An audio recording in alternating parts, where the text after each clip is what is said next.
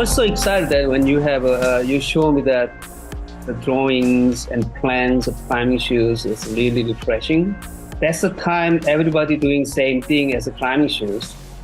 It's like a cookie cut model, try to everybody's copy one another. Things are totally different now. So I think we're so gradual and total under control that we can try what we want. We are basically resurrection from the ashes, right? There's a very, very thin fishhook midsole, but besides that, there's no midsole at all. What type of climbing do you use this shoe for? I think this shoes is in general for a lot of bouldering folks, especially comp climbing right now. They have a lot of tensions and volumes and smearing. Yep. So it's a good friction and doesn't necessarily have maintaining the down curl all the time. You can still fit up like this. So the friction is good. And also the overhang, you can curl down and catch the hold. These shoes will do everything you want in terms of sports climbing, on bouldering. You don't want to go to the crack climbing or slab climbing because it will be your calf will be screaming. Yes, I see. Okay. But, yeah, sports climbing, one pitch, couple pitches, bouldering, gym climbing, especially gym climbing. Yeah. So I think this one will cover like 70% of your climbing. And it's not just indoor. A lot of our original shoes focus mainly on indoor. This is designed for outside as well. It's not a dress shoes, right? So they tend to be used like a cheapest materials. And because of that, they have to reinforce the cheap material. So they have a backings and canvas, which is cotton. So they add up a lot of layers in shoes. That makes shoes bulky. Yeah, and thick. Yeah.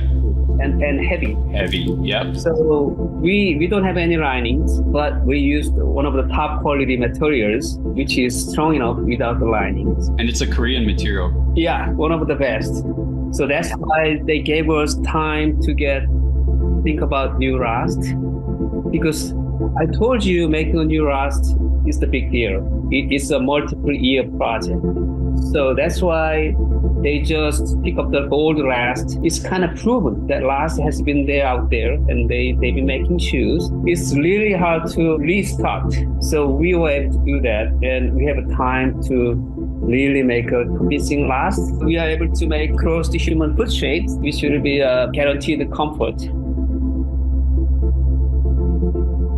Why, a lot of times when you look at a really high-end soft shoe or even a high-end stiff shoe, a lot of times it looks like there's way more tension on the heel, and you've pulled that slingshot a lot further. Can you talk about why in your design that the heel is not tensioned as aggressively, and the purpose of that? The shoes has that crush here. It's actually only one company make that kind of shoes because they stick to the 1980 concept. That's the one they want. 1980 still the pattern is not articulate. Pattern is still like this. So the only way they can put the power on toe is just pull down your heels as much as you can.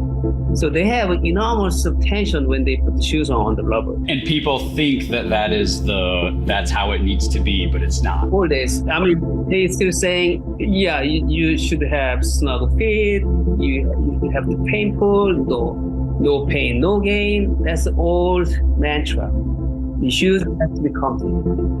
If your shoes is hurting, the climbing is no more fun. So you don't really need that kind of tension to get your toe power here anymore. Jae, can you talk about how the upper fits around the last? How we did multiple pieces versus what we used to do, which was just like a bottom and a top? When you see the shoes, it has curvatures, right? Compared to just flat, like iron shape. This is an old school board rest. So we have a lot of cuts, like articulate patterns inside. So the upper itself is fit well to your feet, arches, those sculptures, they just kind of wrap around it. And also very thin layers of rubber wrap around to maintain the shapes.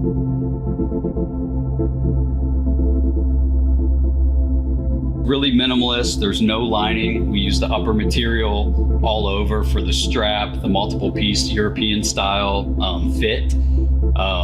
And we got rid of the webbing and used upper material kind of integrated into the actual shoe. So, you know, we started with the last, then we have the really high-end upper. And then, Jae, can we talk about the rubber that you helped us develop for the front rand, toe patch, and the slingshot, and how we use more butyl in it compared to other shoes that are on the market? This is the first time I ever worked with Vibram. I mean, Vibram is like the rubber company. So I have no doubt on this outsole, function of this outsoles.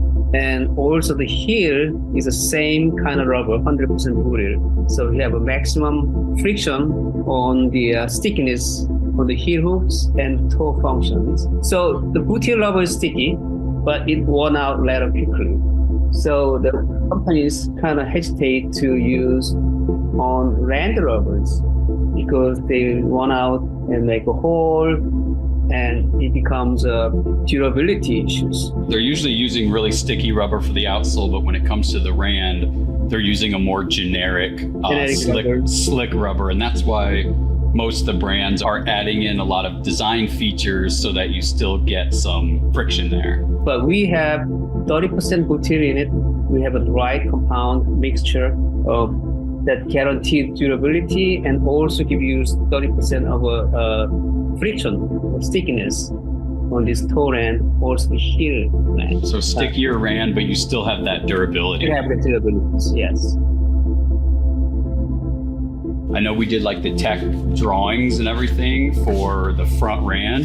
Can you talk about the tapering, you know, how we built molds for that piece? And a lot of people use flat sheets, but we actually built molds, designed the molds, and how that mold tapers in thickness depending on where it's at. Normally, the toe patch is a separate piece. Executing the one piece, pretty complicated process in terms of the shoe building. So they take the rand and they slap on the top patches. And the issue is that you're gonna have two layers that overlap in here. And that's pretty sensitive area when you tie shoes, your knuckles cut off, and there's two layers rubbers pinch down.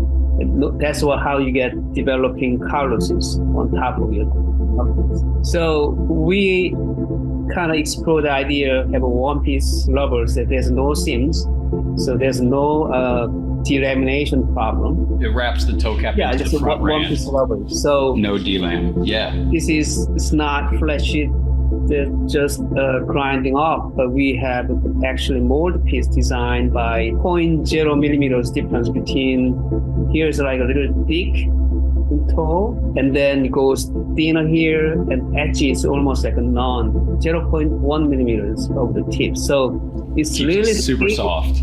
Super soft. There's no creases here. It's like almost just flat to the upwards. And then the heel end is different. It doesn't necessarily have a friction, but it has a lot of tensions and the holding powers. So it's lock your heels in here and also give you a bit of flex. So actually it looks simple, but they have like 1, 2, 3, 4, 5 different rubber compounds designed by the functions and comfort. And it's not like you slapping the one piece of the sheet rubber, cut it out. So it's well thought out. Yep, that's why we've done street shoe size. Everyone who tries them on at the demo are like, it feels very powerful, yet it's one of the most comfortable shoes I've ever worn. We are totally different from any other shoes in the market. Yep, it's so clean and simple. So clean, yeah. So big tweaking logo here is like an industry standard. Gone. And I think it's very confident these shoes will be recognized without the logos. Dude, great point, Jay. You're right. Yeah, you're right. When you go and build something, you have the architect, and then you also have a designer. The architect is making sure that the function of the building is good, that everything is built to the standard that is really important, or the standards pushed. Then it a lot of times goes to a designer who's picking like paint color and trims and moldings. And like, I feel like that's what we had on this project, is we had both worlds. And a lot of climbing brands, they rely on just the factory to do all of the initial architectural scope and also the design work. And we went the other way, where we worked with you as the architect to be able to bring the concept to the factory, but we also then have a designer, Amy, on the program. We're not reliant on somebody else to tell us what we think looks good or how the shoe should function. We were able to do both of those things, which is totally different than most climbing shoe brands.